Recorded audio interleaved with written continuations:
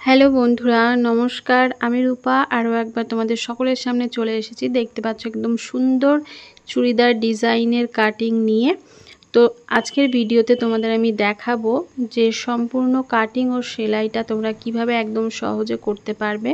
তো চলো পুরো ভিডিওটির সঙ্গে থাকো আর সম্পূর্ণ ভিডিওটি দেখে শিখে নাও কিভাবে এই সুন্দর চুড়িদারটি বানালাম।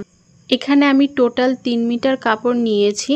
তো সেটাকে প্রথমে কিন্তু 4 ভাঁজ করে নিয়েছি, যেটুকু আমার ঝুল প্রয়োজন। ঠিক আছে, এই পাশটা রয়েছে খোলা সাইডটা, আর ঝুলটা নেওয়ার পরে যেটুকু বাকি ছিল সেটা আমি হাতা কাটিংয়ের জন্য আগেই আলাদা করে রেখে দিয়েছি। তো প্রথমে আমাদের কিন্তু জোড়া সাইড থেকেই কাটিংটা শুরু করতে হবে। ঝুল আছে 44, 1.5 ইঞ্চি এক্সট্রা প্লাস করে আমরা টোটাল 46 ইঞ্চি কিন্তু ঝুলটা নিয়েছি। তোমরা তোমাদের ঝুলের সাথে 1.5 ইঞ্চি প্লাস করে নেবে। এবার এখানে পুট নিয়ে নিচ্ছি আমি 7.5 ইঞ্চি। টোটাল পুট হয়েছিল 15, সেখান থেকে হাফ করলে হচ্ছে 7.5। তো আমি সেইভাবে 7.5 নিয়েছি। তো এখানে আরমোলের জন্য আমি 8 ইঞ্চিতে পয়েন্ট করে দিচ্ছি। এখানে তোমাদের দাগগুলো দেখতে একটু অসুবিধে হতে পারে, তোমরা একটু কষ্ট করে বুঝে নিও। এই মাপটা নেওয়া হয়ে গেলে এবার আমাদের নিতে হবে পেটের মাপ। তো পেটের মাপ নিতে গেলে পুরো পুট লাইন থেকে এভাবে ধরে আমি কিন্তু এখানে 15 ইঞ্চিতে পয়েন্ট করছি, যেহেতু কাস্টমারের হাইটটা কিন্তু একটু বেশি।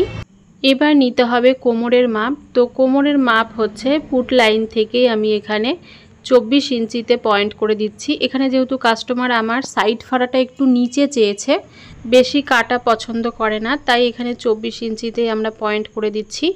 এখানে নিতে হবে ছাতির মাপ। ছাতি যা থাকবে তাকে কিন্তু 4 দিয়ে ভাগ করতে হবে। তো 44 ইঞ্চি ছাতিকে 4 দিয়ে ভাগ করলে 11 ইঞ্চি আসছে, আর তার সাথে কিন্তু সেলাই মার্জিনের জন্য আরও 1.5 ইঞ্চি এক্সট্রা নিতে হবে, যাতে এটা ছোট বড় পরে করা যায়। তো 1.5 ইঞ্চি এক্সট্রা নিয়ে নিলাম। তো দেখো এখানে দাগগুলো একটু বুঝে নিও। এরপরে চলে আসলাম পেটের মাপে। পেটের এখানে আছে 40, তো সেটাকেও 4 দিয়ে ভাগ করতে হবে, আমাদের আসছে 10 ইঞ্চি। আরও 1.5 ইঞ্চি এক্সট্রা নিয়ে নেব সেলাই মার্জিনের জন্য। তো এরপরে চলে আসব কোমরের মাপে। কোমরও এখানে আছে 44 ইঞ্চি, সেটাকেও 4 দিয়ে ভাগ করলে আমাদের 11 ইঞ্চি আসছে। তো এই দাগটাতেও আমরা সেমভাবে 11 ইঞ্চিতে পয়েন্ট করে দেব, আর আরও 1.5 ইঞ্চি দূরে আরও একটা পয়েন্ট করব এক্সট্রা সেলাই মার্জিনের জন্য। এবার চলে যাব একদম নিচের ঝুলে। তো আমরা দেখো এখান থেকে ওপরে যে পয়েন্টটা করেছি নিচের ঝুলে কিন্তু আমি একটু খেলিয়ে মানে ছড়ানো করব, সেই কারণে একটু ছড়িয়ে দিচ্ছি। যদি বেশি ছড়ানো তোমরা পছন্দ না করো তাহলে সোজাসুজি স্কেলটাকে রেখেই দাগ দিয়ে দেবে, তাহলেই হয়ে যাবে।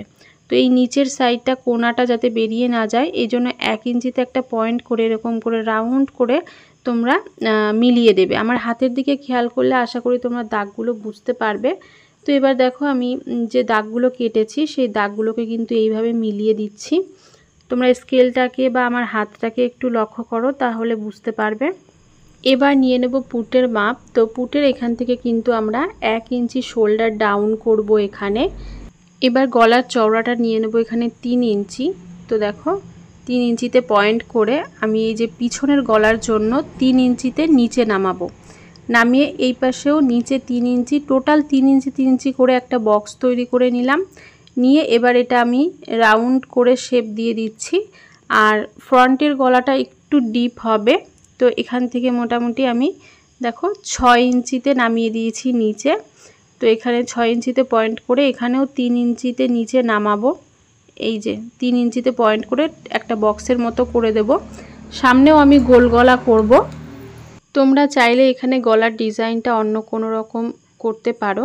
তো দেখো আমি লেস দিয়ে পুরো গলাটাকে কিন্তু সাজিয়েছি, এটা কোনো কাটিংয়ের না।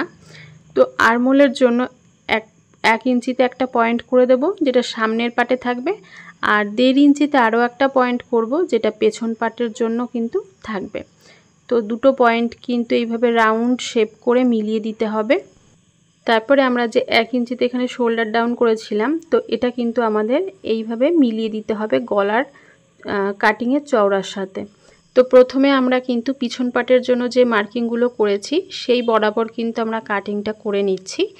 তো তারপরে আমরা সামনের পাটের কাটিংটা করব। আর আমরা কিন্তু এখানে লাইলিং, হাফ লাইলিং ইউজ করব। তো লাইলিংটা কোনো আলাদা কোনো বিষয় নেই, লাইলিংটা সেমভাবে কিন্তু কেটে নিতে হবে। তো তো দেখতে পাচ্ছ আমরা কাটিং কিন্তু এখানে করে নিয়েছি। এবার সামনের গলাটাকে কাটিং করব। তো তার জন্য আমরা পিছন পাটটাকে কিন্তু এইভাবে ভাঁজ করে ভেতরের দিকে রেখে নেব। তো তারপরে কিন্তু আমরা সামনের পাটের কাটিংটা করব। তো এই যে দেখতে পাচ্ছ একটু ভাঁজ করে ঢুকিয়ে দিলাম, তারপরে আমরা কাটিংটা করে নিচ্ছি। আর সাইড ফেরাটা যেখান থেকে শুরু হচ্ছে সেখানে একটা কাটিং করে রাখবে, তাহলে তোমাদের সেলাইয়ের সময় কিন্তু অনেক সুবিধা হবে। তো দেখো কাটিং কিন্তু আমাদের করা হয়ে গেছে। এবার আমাদের এখান থেকে এই পর্যন্ত যে মাপটা আসছে, এখানে কিন্তু 10 ইঞ্চি মতো আসছে। তো এই মাপটা তোমাদের নিয়ে নিতে হবে হাতা কাটিংয়ের জন্য।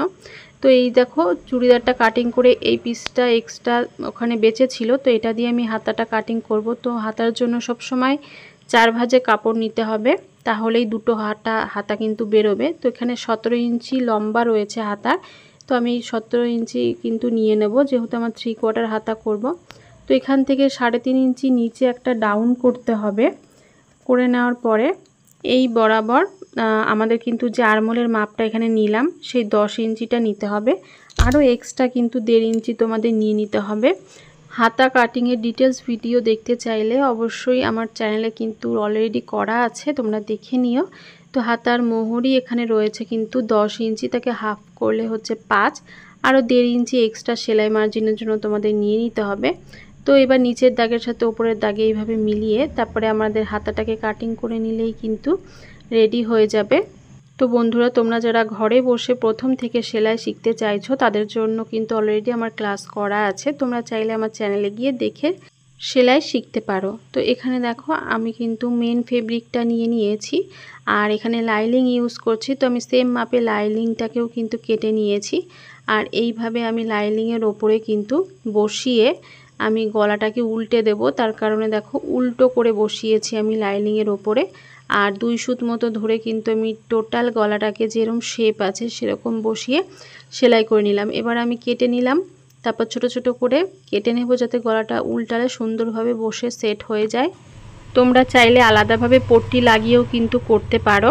তো এখানে দেখো আমি উল্টে এটাকে মানে সোজা করে নিলাম আর তারপরে আমরা এই লাইনিংয়ের ওপর দিয়ে একটা চাপ সেলাই এখানে বসিয়ে দিলাম। এবার দেখবে লাইনিংটা কিন্তু সুন্দরভাবে বসে সেট হয়ে যাবে আর তারপরে কিন্তু ওপর দিয়েও একটা চাপ সেলাই দিয়ে দেব, এতে করে গলাটা পোক্ত হবে এবং বসে যাবে সুন্দরভাবে। তো দেখো পুরো গলাটাকে কিন্তু কমপ্লিট করা হয়ে গেছে। এবার আমি চারিদিক দিয়ে লাইনিংয়ের সাথে কিন্তু এইভাবে কাপড়টাকে সেট করে নেব। অবশ্যই যেন কাপড়টা ঠিকঠাকভাবে থাকে, না হলে কিন্তু এখানে ফুলে ফুলে থাকবে, দেখতে একদমই ভালো লাগবে না। সুন্দর করে লাইনিংটাকে আর ইয়েটাকে কিন্তু কাপড়টাকে সেট করে বসিয়ে নেবে। দেখো চারিদিকে আমি সেলাই করে আটকে নিয়েছি, একটা করে ফলস সেলাই দিয়ে লাইনিংয়ের সাথে। এইভাবে কিন্তু আমরা সামনের পার্ট ও পিছনের পার্টটা দুটোই কিন্তু কমপ্লিট করে নিয়েছি। এরপরে আমরা পুট লাইনটাকে কিন্তু জয়েন্ট দিয়ে দিচ্ছি। তো দেখো এখানে মোটামুটি 1/2 ইঞ্চি ধরে কিন্তু পুটটাকে জয়েন্ট করে দিয়েছি। এবার 2 সাইডেই কিন্তু আমাদের সেলাই করে আটকে নিতে হবে। আর তো দেখতে পাচ্ছ এখানে সেলাই কিন্তু কমপ্লিট করা হয়ে গেছে। তারপরে আমরা কিন্তু এখানে গলার যে সামনের গলার যে মিডিলটা সেটাকে এখানে ভাঁজ করে বের করে নিলাম আর এইভাবে একটা পয়েন্ট করে নিলাম। মোটামুটি 4-5 ইঞ্চি নিচে কিন্তু নামিয়ে আমি সোজা লম্বা করে দাগটাকে টেনে নিলাম। আর তারপরে দেখো আমি এরকম করে কিন্তু লেস দিয়ে গোটা গলাটাকে এরকম করে ডিজাইন করে নিয়েছি। আশা করি তোমরা বুঝতে পেরেছো লেস দিয়ে কি টাইপের কেমন টাইপের ডিজাইন আমি করেছি দেখলেই। তো যদি তোমাদের অসুবিধা হয় বলবে, এর পরে কোনো ভিডিওতে আমি তোমাদেরকে দেখিয়ে দেব। তো দেখো এখানে হাতাটাকে আমরা কাটিং করব সামনের তালপাট। তো তার জন্য দেখতে পেলে আমি এইভাবে বসিয়ে কিন্তু হাতাটার তালপাটটা ছেটে নিলাম, তাহলে ফিটিংসটা খুব সুন্দর আসে। তো দেখো এবার হাতার একটা মিডিল পয়েন্ট করে আর চুড়িদারের পুটের পয়েন্টটা হচ্ছে মিডিল পয়েন্ট। তো তারপরে এই আমি এক পাশ থেকে সেলাই করে এইভাবে বেরিয়ে আসছি। তো আরও এক পাশ কিন্তু আবার মিডিল থেকে শুরু করব, তারপরে কিন্তু আরেক পাশ বেরিয়ে আসবে। এইভাবে আমার হাতাটাকে সেট করলে দুটো হাতা সুন্দর পারফেক্টভাবে হয়ে যায়। তো বন্ধুরা, তোমরা কে কোথা থেকে আমার ভিডিওটা দেখছো অবশ্যই একটা কমেন্ট করে জানিয়ে যেও। আর এর পরের টপিক তোমরা কিসের ওপর দেখতে চাও সেটাও কিন্তু জানাতে ভুলো না। তো দেখো এখানে হাতাটা কিন্তু আমাদের লাগানো কমপ্লিট হয়ে গেছে। এক্সট্রা যে কাপড়টা আছে সেটা কিন্তু পরে আমরা ছেটে ফেলবো। তো দেখো চুড়িদারে কিন্তু আমি ফিটিংস লাইনটা একদম ড্র করে নিয়েছি। এবার দেখো হাতা থেকে আমি শুরু করে সেলাই করে যেইখানটায় আমরা সাইড ফাড়া যেই অংশটায় রয়েছে মানে মার্কিং করে রেখেছিলাম কাটিংয়ের সময়, সেই অবধি গিয়ে কিন্তু আমাদের থামিয়ে দিতে হবে। অনেকেই কিন্তু তোমরা সাইডের এই যে সাইড ফাড়া সেলাইটা এটা সুন্দর করে ফিনিশিংয়ের সাথে আনতে পারো না। তো একটু ভালো করে লক্ষ্য করো। দেখো এখানে এসে একটা গিট সেলাই তোমাদেরকে দিতে হবে ভালো করে। দেওয়ার পরে দেখতে পাচ্ছ এই যে গিট সেলাইটা, এবার আমাদের চুড়িদারের এই যে নিচে একদম ঝুলের নিচের অংশটা এইভাবে এই যে দেখতে পেলে এখান থেকে তোমাদেরকে এইভাবে মুড়তে হবে। মুড়ে নিয়ে নিচ থেকে সেলাইটাকে শুরু করতে হবে। শুরু করে একদম ধার বরাবর কিন্তু সেলাই করে ওপরের দিকে উঠতে হবে, সাইড ফাড়ার যেইখানটা আমরা গিট সেলাইটা দিয়েছিলাম। তো সেই অবধি দেখো নিয়ে যেতে হবে আস্তে আস্তে।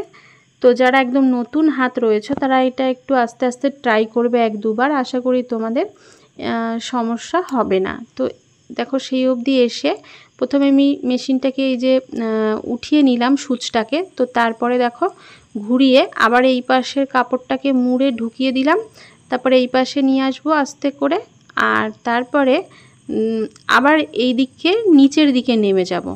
তো আশা করি আমি খুব আস্তে আস্তে তোমাদেরকে দেখালাম যাতে তোমরা একটু বিষয়টা ভালোভাবে বুঝতে পারো। আর যদি তোমাদের বুঝতে অসুবিধে হয় তোমরা আরও একবার রিপিট করে এটা দেখে নিও, আশা করি তোমরা পারবে। তো এইভাবেই কাপড়টাকে মুড়ে নিয়ে কিন্তু তোমাদের সেলাইটা করে একদম নিচে চলে আসতে হবে। আর এসে আরও একটা সেলাই তোমরা এখান থেকে দিয়ে দেবে, তাহলে কিন্তু এটা দেখতেও ভালো লাগে আর বিষয়টা খুব সুন্দরভাবে ফিনিশিং আসে। তো একদম ধার বরাবর এবার আমরা সেলাইটা দিয়ে যাচ্ছি। তো এরকম সেমভাবে সেলাইটা করে কিন্তু সেই ওপরেই আবার উঠে আসতে হবে। দেখো সাইড ফাড়ার ওপরের এই জায়গাটায় এই যে এখানটায় এসে আবার সেমভাবে সুইটাকে উঠিয়ে ঘুরিয়ে এইদিকে এনে আবার তোমাদেরকে নিচে নেমে যেতে হবে। এই সেম একই পদ্ধতিতে কিন্তু আরও একটা সাইড আমরা কমপ্লিট করে নেব। তো করে নেওয়ার পরে আমাদের নিচের যে রয়েছে খোলা অংশটা, এই অংশটাকে কিন্তু এইভাবে মুড়ে সেলাই করতে হবে। তো দেখো এরই মধ্যে ছেলেও চলে এসেছিলো, ওর বায়না তো এরকম থাকেই। তো এই যে ওকে নিয়েই আমার সমস্ত কাজ কিন্তু করতে হয়। তো তোমরা যদি একটু পাশে থাকো, ভালোবাসা দাও, তাহলেই কিন্তু আমার কাজ করার আগ্রহটা থাকবে। তো এই আর কি। তো এখানে দেখো আমার সেলাই করা কিন্তু কমপ্লিট হয়ে গেছে। এখানেও 2টো করে সেলাই হয়, চাপ সেলাই। তো টোটাল চুড়িদারটা কিন্তু এই যে কমপ্লিট হয়ে গেছে। তো পুরো ভিডিওটা তোমাদের কেমন লাগলো অবশ্যই কমেন্ট বক্সে জানিও। আর ভালো লেগে থাকলে একটা লাইক, কমেন্ট ও শেয়ার করে দিও। পেজ থেকে দেখে থাকলে একটা ফলো করে দিও। তো দেখা হচ্ছে এরপরে নতুন ভিডিওর সঙ্গে খুব তাড়াতাড়ি। খুব ভালো থেকো সকলে, টাটা।